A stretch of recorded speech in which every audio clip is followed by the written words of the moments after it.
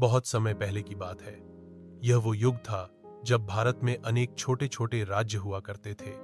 उन्हीं दिनों मगध नाम का एक शक्तिशाली राज्य था, जहां से एक महान साम्राज्य की नींव रखी गई मौर्य वंश की। लेकिन आज हम जिस मौर्य वंश के बारे में जानते हैं, चंद्रगुप्त मौर्य, चाणक्य, सम्राट अशोक, ये सारी जानकारी हमें कहां से मिली?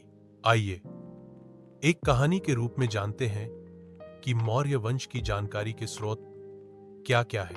कहानी। इतिहास की किताबों से झांकता मौर्य वंश। एक साहित्यिक स्रोत, अर्थशास्त्र, कौटिल्य, चाणक्य द्वारा लिखा गया। यह एक राजनीतिक और आर्थिक ग्रंथ है जिसमें शासन व्यवस्था, कूटनीति और अर्थव्यवस्था का वर्णन है।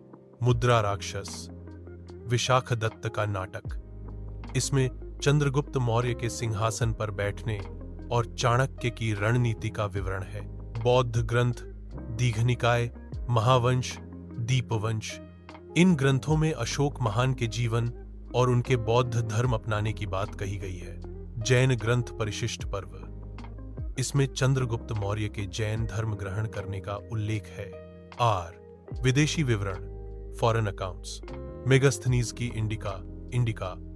वह एक यूनानी राजदूत था जो सेल्यूकस निकेटर द्वारा चंद्रगुप्त मौर्य के दरबार में भेजा गया था।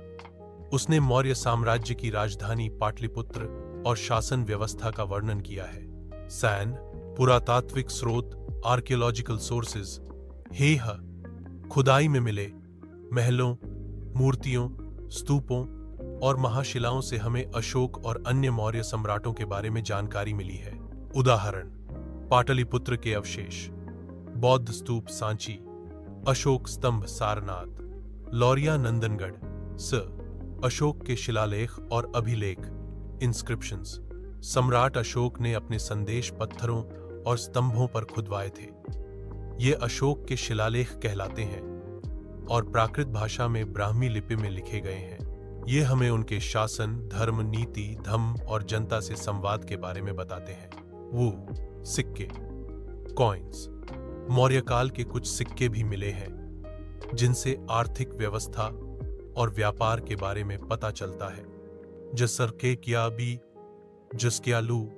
जसर पार के बारे में ई और कर, जिसके साज, जिसके बायज, जसके आलू और बाल कर में